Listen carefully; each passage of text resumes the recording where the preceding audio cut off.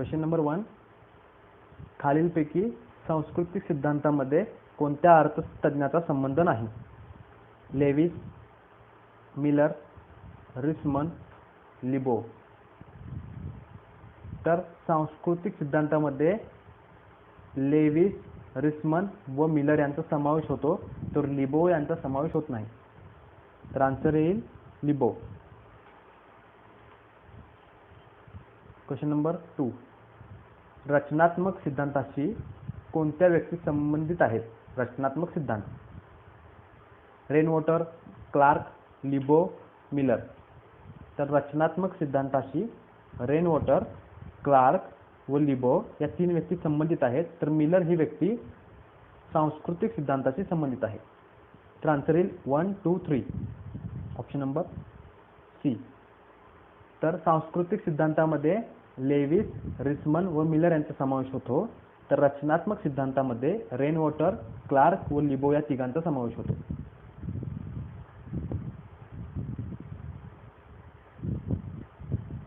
Question number 4, रचनात्मक योजनांसोबत विकासाच्या मूल्यांची व मतांची पेरणी करून सांस्कृतिक बदल केल्यावरच दारिद्र्य निर्मूलनाच्या योजना यशस्वी होऊ शकतात, असे मत कोणत्या शास्त्रज्ञांनी मांडले? Option 1 Grandona, option 2 Harina, option 3 Lindsay, option 4 Miller. तर रचनात्मक योजनांसोबतच विकासाच्या मूल्यांची व मतांची पेरणी करून सांस्कृतिक बदल केल्यावरच दारिद्र्य निर्मूलनाच्या योजना यशस्वी होऊ शकतात, असे लिंडसे या अर्थतज्ञाने स्पष्ट केले. तर आन्सर येईल Lindsey. Next question, Amartya Sen यांनी कोणकोणते सिद्धांत मांडले? अमर्त्य सेन यांनी कोणकोणते सिद्धांत मांडले? दुष्काळाचा सिद्धांत, आर्थिक व सामाजिक न्याय सिद्धांत, आर्थिक निवड सिद्धांत व सामाजिक निवड सिद्धांत.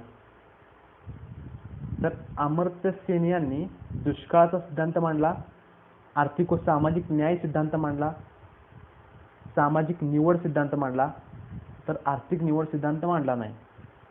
तर आन्सर येईल अ, ब व ड. अमर्त्य सेन यांनी दुष्काळाचा सिद्धांत मांडला, आर्थिक व सामाजिक न्याय सिद्धांत मांडला व सामाजिक निवड सिद्धांत मांडला. तर आन्सर येईल अ, ब, ड. ऑप्शन क्रमांक 3. तर अमर्त्य सेन यांच्या म्हणण्यानुसार शासकीय योजनांची निवड कोणत्या पद्धतीने करायची याचा उल्लेख त्यांनी त्यांच्या सिद्धांतामध्ये मांडलेला आहे. शासकीय योजनांची निवड कशी करायची. नेक्स्ट क्वेश्चन, खालीलपैकी कोणाच्या सिद्धांताचा दारिद्र्य निर्मूलनाची धोरणे ठरवताना वापर केला जातो? खालीलपैकी कोणत्या अर्थतज्ञांच्या सिद्धांताचा दारिद्र्य निर्मूलनाची धोरणे ठरवताना वापर केला जातो? अभिजित बॅनर्जी, अमर्त्य सेन, लिंडसे का ग्रँडोना हॅरिसन? तर अमर्त्य सेन यांच्या सिद्धांताचा वापर दारिद्र्य निर्मूलनाची धोरणे ठरवत असताना वापर केला जातो. त्यांनी कर्जाचा पुरवठा करा, छोट्या व्यापाऱ्यांना, मजुरांना कर्जाचा पुरवठा करा, तर बेरोजगार भत्ता देऊ नका, या सिद्धांतानुसार त्यांना कर्जाचा पुरवठा करण्याचा उल्लेख केला होता. त्यामुळं दारिद्र्य निर्मूलनाची धोरणे ठरवत असताना अमर्त्य सेन यांच्या सिद्धांताचा वापर केला जातो.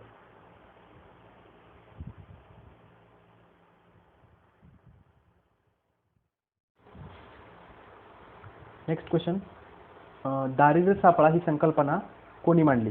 दारिद्र्य सापळा ही संकल्पना अभिजित बॅनर्जी, अमर्त्य सेन, ग्रँडोना हॅरिसन, एथर डुप्लो. तर दारिद्र्य सापळा ही संकल्पना अभिजित बॅनर्जी व एथर डुप्लो यांनी मांडली. ऑप्शन नंबर 4 अ व ड. अभिजित बॅनर्जी, एथर डुप्लो, दारिद्र्य सापळा. नेक्स्ट क्वेश्चन, दारिद्र्य सापळा ही संकल्पना कोणत्या पुस्तकातून मांडली? Poor economics, adjustable economics, fixed economics, वरीलपैकी नाही. तर अभिजित बॅनर्जी व एथर डुप्लो यांनी दारिद्र्य सापळा ही संकल्पना पुअर इकॉनॉमिक्स या पुस्तकातून मांडली. नेक्स्ट क्वेश्चन, मानव विकास दृष्टिकोन म्हणजे वाढीपेक्षा विकासासाठीच्या धोरणांचा अवलंब करणे का मानव विकास दृष्टिकोन म्हणजे उत्पन्न वाढीच्या धोरणांचा अवलंब करणे? तर मानव विकास दृष्टिकोन म्हणजे वाढीपेक्षा विकासासाठीच्या धोरणांचा अवलंब करणे. ऑप्शन नंबर 1 फक्त अ बरोबर. नेक्स्ट क्वेश्चन, विकासाच्या वाढ केंद्रित दृष्टिकोन म्हणजे काय? विकासाचा वाढ केंद्रित दृष्टिकोन म्हणजे काय? वाढीपेक्षा विकासासाठीच्या धोरणांचा अवलंब करणे का अर्थव्यवस्थेचे उत्पन्न वाढविण्यासाठी धोरणांचा अवलंब करणे?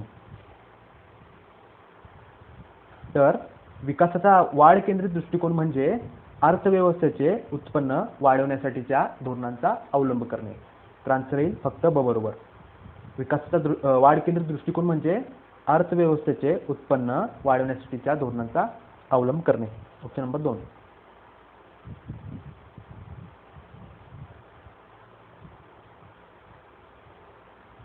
पाकिस्तानी अर्थतज्ञ महबूब उल हक यांनी मानव विकास दृष्टिकोनाच्या मुळाशी कोणत्या घटकांचा अंतर्भाव केला आहे?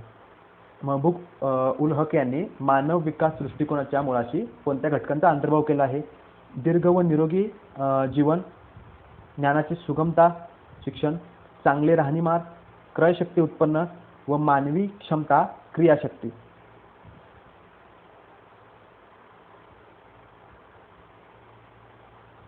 तर महबूब उल हक यांनी मानव विकास दृष्टिकोनाच्या मुळाशी दीर्घ व निरोगी आरोग्य,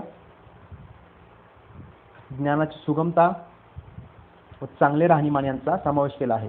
तर मानवी क्षमता यांचा समावेश नाही. तर आन्सर येईल अ, ब व क. महबूब उल हक यांनी मानव विकास दृष्टिकोनाच्या मुळाशी दीर्घ व निरोगी जीवन, ज्ञानाची सुगमता, चांगले राहणीमान यांचा समावेश केला. या 3 गोष्टींचा समावेश होतो. नेक्स्ट क्वेश्चन, मानव विकास दृष्टिकोनाला मानवी क्षमतेची जोड कोणी दिली? महबूब उल हक, अमर्त्य सेन, अभिजित बॅनर्जी, एथर डुप्लो. मानव विकास दृष्टिकोनाला मानवी क्षमतेची जोड कोणी दिली? तर अमर्त्य सेन यांनी मानवी विकास दृष्टिकोनाला मानवी क्षमतेची जोड दिली. मानवी क्षमतेची जोड कोण दिली? तर अमर्त्य सेन. व दीर्घ व निरोगी जीवन, ज्ञानाची सुगमता, चांगले राहणीमान हे महबूब उल हक यांनी मानव विकास दृष्टिकोनामध्ये दिली. तर आन्सर येईल अमर्त्य सेन. क्वेश्चन नंबर 13, मानवी क्षमता म्हणजे लोकांची विकास करण्याची क्षमता आणि विकास करण्याची इच्छा व या समग्र दृष्टिकोनाचा मोजमाप करणारा निर्देशांक म्हणजे HDI असे कोणाचे मत होते? एथर डुप्लो, अभिजित बॅनर्जी, अमर्त्य सेन, महबूब उल हक. तर मानवी क्षमता म्हणजे लोकांची विकास करण्याची क्षमता आणि विकास करण्याची इच्छा व या समग्र दृष्टिकोनाचा मोजमाप करणारा निर्देशांक म्हणजे ह्युमन डेव्हलपमेंट इंडेक्स HDI असे मत अमर्त्य सेन यांचे होते. तर आन्सर येईल अमर्त्य सेन.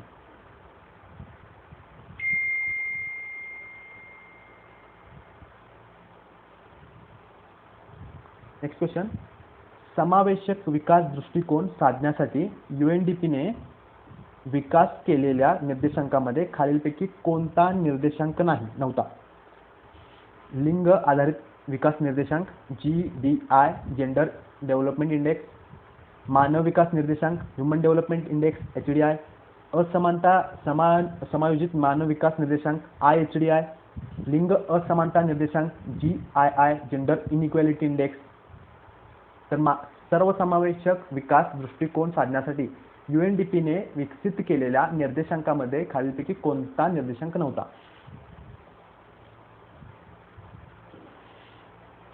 तर मानव विकास निर्देशांकाचा याच्यामध्ये समावेश नव्हतं. तर सर्वसमावेशक विकासमध्ये UNDPने विकसित केलेल्या निर्देशांकामध्ये GDI, IHDI व GII यांचा समावेश होता. तर HDI चा समावेश नव्हता.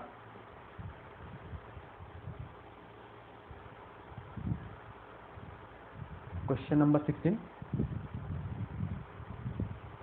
विधान 1, राष्ट्रीय उत्पन्नापेक्षा दरडोई क्रयशक्ती, आरोग्य आणि शिक्षण मोजून मानव विकास दृष्टिकोनाचे परीक्षण करणारा HDI हा निर्देशांक NNP दरडोई उत्पन्न यापेक्षा आर्थिक विकास दर्शवणारा तुलनेने उच्च निर्देशांक आहे.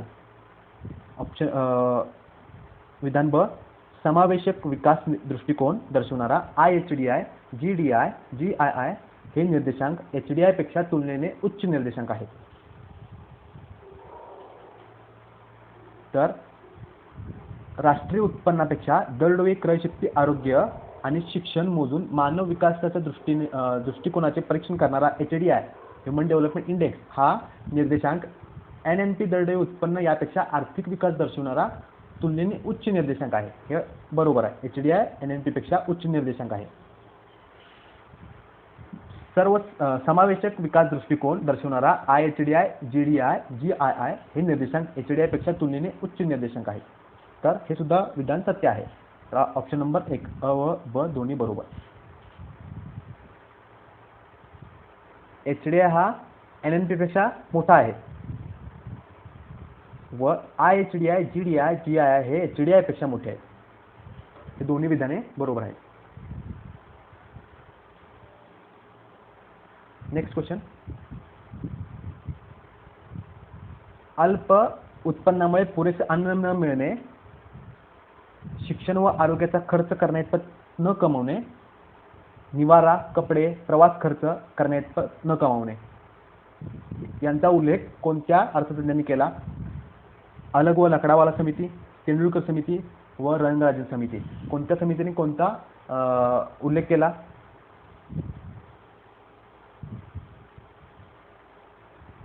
तर अल्प उत्पन्नामुळे पुरेसे अन्न न मिळणे हे अलग व लकडावाला समितीने सांगितलं. तर शिक्षण व आरोग्याचा खर्च करण्याइतपत न कमावणे हे तेंडुलकर समितीने सांगितलं. तर कपडे, निवारा, प्रवास खर्च करण्याइतपत न कमावणे हे रंगराजन समितीने सांगितलं. तर 1, 2, 3 ऑप्शन नंबर 2.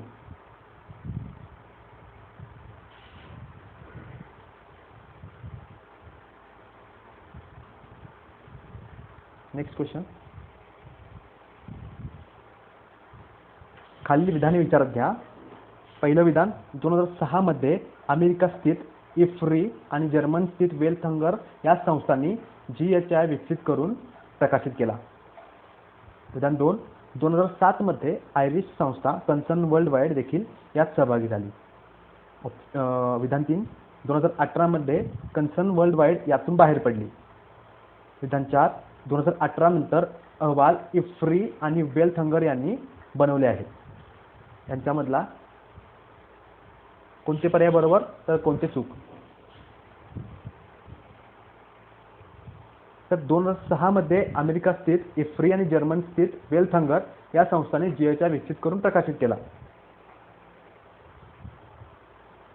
स्टेटमेंट बरोबर. 2007 मध्ये आयरिश संस्था कन्सर्न वर्ल्ड वाईड देखील यामध्ये सहभागी झाली. हे बरोबर. 2018 मध्ये कन्सर्न वर्ल्ड वाईड यातून बाहेर पडली. तर कन्सर्न वर्ल्ड वाईड बाहेर पडली नसून तर इफ्री ही संस्था 2018 मध्ये बाहेर पडली. तर इफ्री बाहेर पडल्यानंतर 2018 नंतरचे अहवाल इफ्री नसून वेलथंगर व कन्सर्न वर्ल्ड वाईड यांनी सुरू केले, अहवाल देण्यास सुरू केले. त्यामुळे ऑप्शन क व ड चुकीचे आहेत. 2018 मध्ये इफ्री बाहेर पडली GHI हंगर इंडेक्स काढण्यामधून. तर 2018 नंतरचे अहवाल कन्सर्न वर्ल्ड वाईड व वेलथंगर या जर्मनी व आयर्लंडच्या संस्थांनी सुरू केलं. तर ऑप्शन नंबर अ बरोबर आहे. 2006 मध्ये इफ्री आणि जर्मन स्थित वेलथंगर या संस्थांनी GHI विकसित करून प्रकाशित केला हंगर इंडेक्स. तर 2007 मध्ये कन्सर्न वर्ल्ड वाईड देखील यामध्ये सहभागी झाली होती. तर 18 मध्ये इफ्री बाहेर पडली होती व 18 नंतरचे कन्सर्न वर्ल्ड वाईड व वेलथंगर यांनी अहवाल प्रकाशित करण्याचं सुरू केलं. तर योग्य आन्सर अ ब सत्य व क ड असत्य. Next question, GHI global hunger index काढण्यासाठीचे 3 आयाम कोणते आहेत? अपुरा अन्न पुरवठा, बाल कुपोषण, बाल मृत्यू, बाल जन्मदर. तर GHI काढण्यासाठी अपुरा अन्न पुरवठा, बाल कुपोषण व बाल मृत्यू प्रमाण विचारात घेतले जाते. तर जन्मदर बाल जन्मदर हंगर इंडेक्समध्ये येत नाही. तर जीएचआय काढण्यासाठी अपुरा अन्न पुरवठा, बाल कुपोषण व बाल मृत्यू दर. ऑप्शन नंबर 1, 2, 3 अपुरा अन्न पुरवठा, बाल कुपोषण व बाल मृत्यू दर.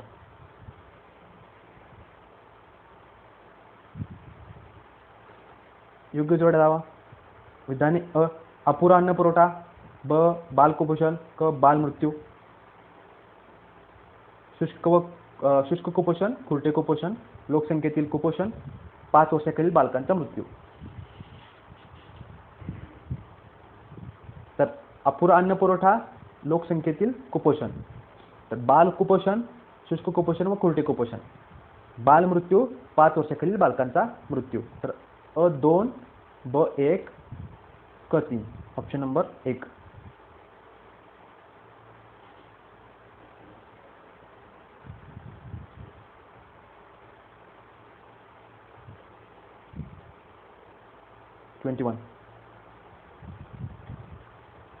अ सेट व ब सेट. चांगला निर्देशांक, कमी उपासमार, गंभीर उपासमार, मध्यम उपासमार, अत्यंत भयावह व धोक्याची घंटा. 0 to 9.9, 35 to 49.9, 50 more than 50, 20 to 34.9, 10 to 19.9 व 0. तर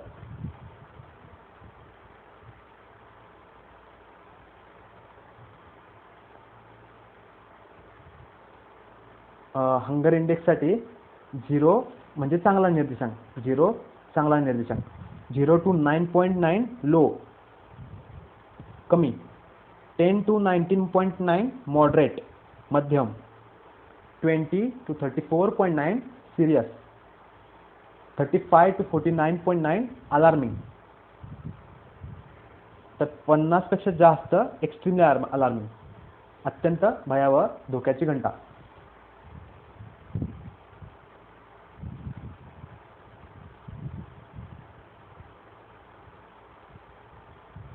तर ऑप्शन येईल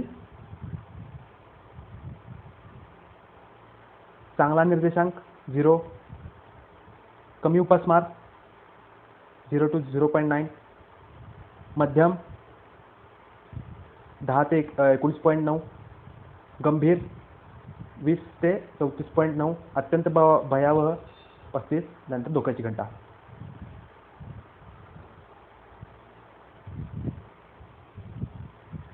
नेक्स्ट क्वेश्चन. खालील विधाने विचारात घ्या.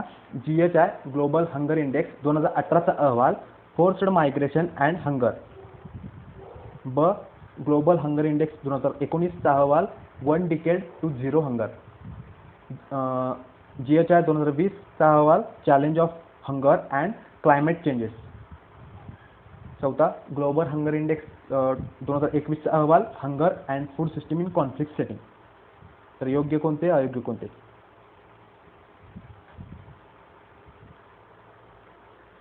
तर 2018चा अहवाल, फोर्स्ड मायग्रेशन हंगर, बरोबर आहे. तर 1 डिकेड टू 0 हंगर हा 2020चा अहवाल होता. तर ब हे चूक, क हे चूक. आणि challenge of hunger in climate change 19चा. ग्लोबल हंगर इंडेक्स 21चा, hunger and food system in conflict setting, हे बरोबर. कोरोनाच्या काळामधील हा global hunger index, hunger and food system in conflict setting. तर ऑप्शन येईल अ व ड बरोबर, ब व क चूक. Option number 2.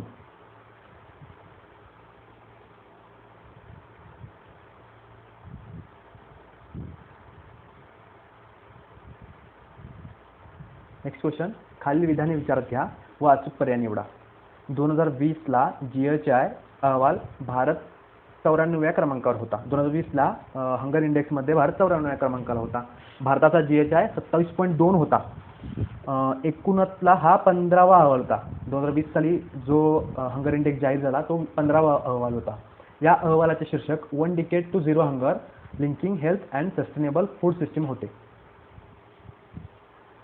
तर 2020चा हंगर इंडेक्स अहवाल यामध्ये भारत 94व्या क्रमांकावर होता.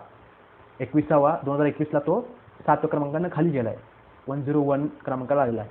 तर बरोबर आहे विधान. भारताचा GH आहे 27.2 होता का? हो, 27.2 भारताचा हंगर इंडेक्स होता. तो 15वा अहवाल, तर 2020चा अहवाल 15वा अहवाल होता, 2021चा 16वा अहवाल आहे. या अहवालाचे शीर्षक 1 डिकेड टू 0 हंगर होते. बरोबर. तर 4ही पर्याय बरोबर. पर्याय क्रमांक 3.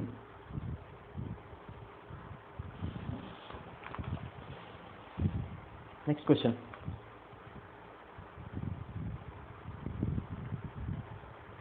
खालील विधानातील चुकीचा पर्याय निवडा. भारतात निरपेक्ष दारिद्र्य मोजताना उत्पन्नाचा अभाव विचारात घेतात. पर्याय क्रमांक 2. उत्पन्न दारिद्र्य म्हणजे किमान जीवनावश्यक गरजा पूर्ण करू शकण्याइतपत उत्पन्न नसणे. पर्याय क्रमांक 3. सापेक्ष दारिद्र्य दर्शवणारा निर्देशांक म्हणजे गिनी निर्देशांक. पर्याय क्रमांक 4. सापेक्ष दारिद्र्य मोजताना विविध गटाची उत्पन्न पातळी आणि उत्पन्नाचे वितरण लक्षात घेतले जात नाही. तर भारतात निरपेक्ष दारिद्र्य मोजताना उत्पन्नाचा अभाव विचारात घेतला जातो. बरोबर. भारतात निरपेक्ष दारिद्र्य मोजताना उत्पन्नाचा अभाव विचारात घेतला जातो. उत्पन्न दारिद्र्य म्हणजे किमान जीवनावश्यक गरजा पूर्ण करू शकण्याइतपत उत्पन्न नसणे म्हणजे उत्पन्न दारिद्र्य, निरपेक्ष दारिद्र्य म्हणतात त्याला. तर हे पण सुद्धा बरोबर आहे. सापेक्ष दारिद्र्य दर्शवणारा निर्देशांक म्हणजे गिनी निर्देशांक. तर गिनी निर्देशांकामध्ये सापेक्ष दारिद्र्याचं एक्सप्लेनेशन दिलेलं आहे. गिनी निर्देशांक बरोबर. सापेक्ष दारिद्र्य मोजताना विविध गटाची उत्पन्न पातळी आणि उत्पन्नाचे वितरण लक्षात घेतले जात नाही. तर चुकीचा पर्याय कोणता? सापेक्ष दारिद्र्य मोजताना विविध गटाची उत्पन्न पातळी व उत्पन्नाचे वितरण लक्षात घेतले जाते. तर पर्याय क्रमांक 4 हा अयोग्य.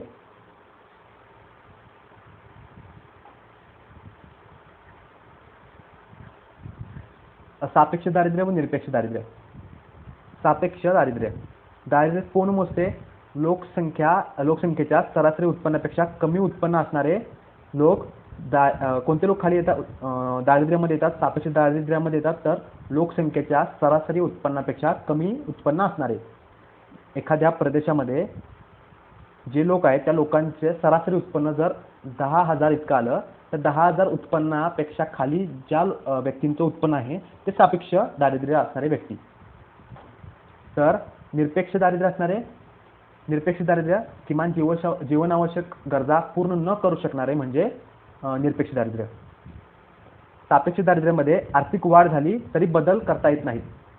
तर निरपेक्ष दारिद्र्यामध्ये आर्थिक वाढीबरोबर त्यांचे निकष बदलत जातात, त्यांचे क्रायटेरिया हा बदलत जातो आर्थिक वाढीनंतर. तर इकडं बदलत जात नाही. सापेक्ष दारिद्र्यामध्ये त्यांचा क्रायटेरिया बदलत जात नाही आर्थिक वाढीबरोबर. सापेक्ष दारिद्र्यामध्ये उत्पन्न पातळी व उत्पन्न वितरण लक्षात घेतले जाते. सापेक्ष दारिद्र्यामध्ये उत्पन्न पातळी व उत्पन्न वितरण लक्षात घेतले जाते. तर निरपेक्ष दारिद्र्यामध्ये किमान उत्पन्न व किमान खर्च क्षमता लक्षात घेतली जाते. सापेक्ष दारिद्र्य गिनी निर्देशांक आणि निरपेक्ष दारिद्र्य उत्पन्न दारिद्र्य मोजलं जातं. सापेक्ष दारिद्र्याच्या संबंधित लॉरेन्स व कॅरोले गिनी हे शास्त्रज्ञ. तर निरपेक्ष दारिद्र्याच्या संबंधी पीटर डाउनस्टेन, मार्टिन रॅव्हलिन, GT लकडावाला व सुरेश तेंडुलकर.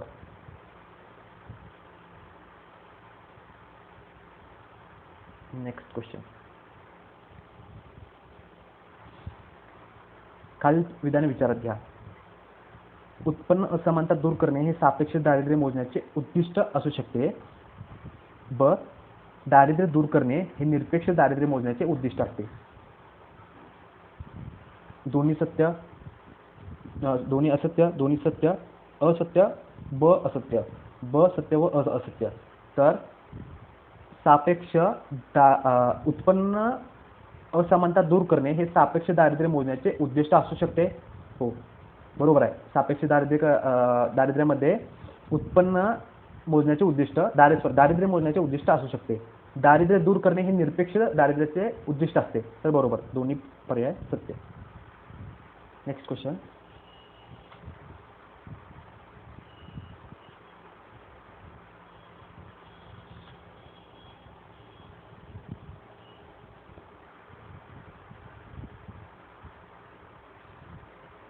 आर्थिक वाढ व उत्पादनावर लक्ष केंद्रित न करता दारिद्र्य निर्मूलनासाठी विशेष कार्यक्रमाची अंमलबजावणी केली पाहिजे असे कोणाचे मत होते? मॉन्टेक्सिंग अहलुवालिया, गौरव दत्त, सुरेश तेंडुलकर, BS मिनास.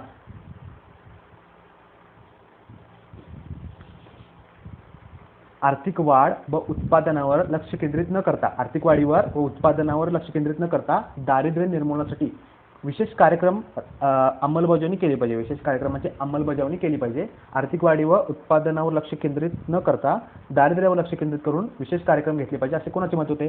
तर मॉन्टेक्सिंग अहलुवालिया यांचं असं मत होतं की आर्थिक वाढ व उत्पादनावरच लक्ष केंद्रित न करता दारिद्र्य निर्मूलनासाठी विशेष कार्यक्रम हाती घेतले पाहिजे.